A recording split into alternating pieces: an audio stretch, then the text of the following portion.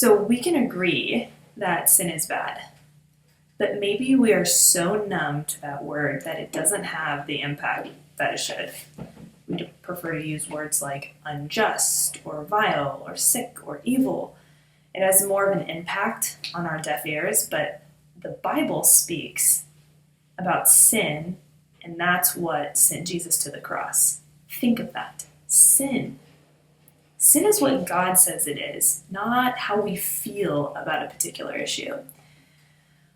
With that said, there's been tremendous confusion about what Christians ought to do in this election. It's really easy to recite Micah 6:8, hear the word justice, and think you're in the right to vote for the person who repeats these political slogans like social justice or racial justice or environmental justice and the like. However, as Christians, it's incumbent upon us to define these terms.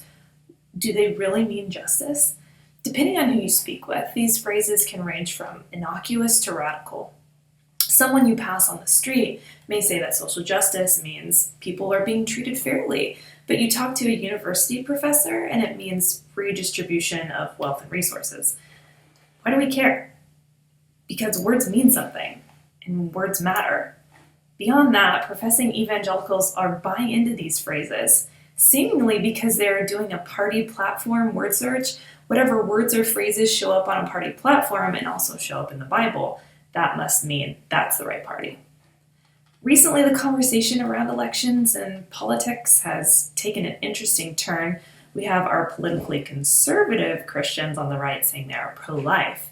They say they are for liberty for all. They say they are for the defense of inalienable human rights. And then we have our politically liberal Christians on the left saying they are pro-all life. They are for poverty alleviation and racial justice. The argument has boiled down to this. The fight for unborn humans is equal in importance to racial justice and poverty alleviation. From the dialogues I've had so far, the response from left-leaning Christians that they are pro-all life is similar, though, to the right's response of all lives matter when they hear Black Lives Matter.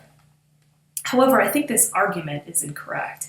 Even if the political left actually helped racial issues and alleviate poverty, which by any available data it doesn't, you are still faced with the issue that if you cannot be born, no government program matters. No justice can be granted to the one whose life was taken. The most basic right is the right to life.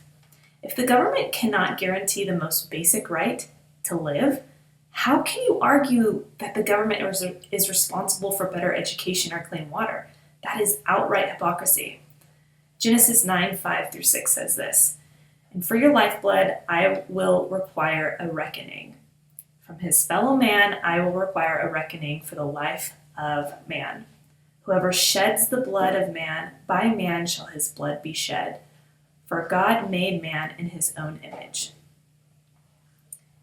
The most basic right is the right to life. Any other right beyond that is dependent upon your right to live.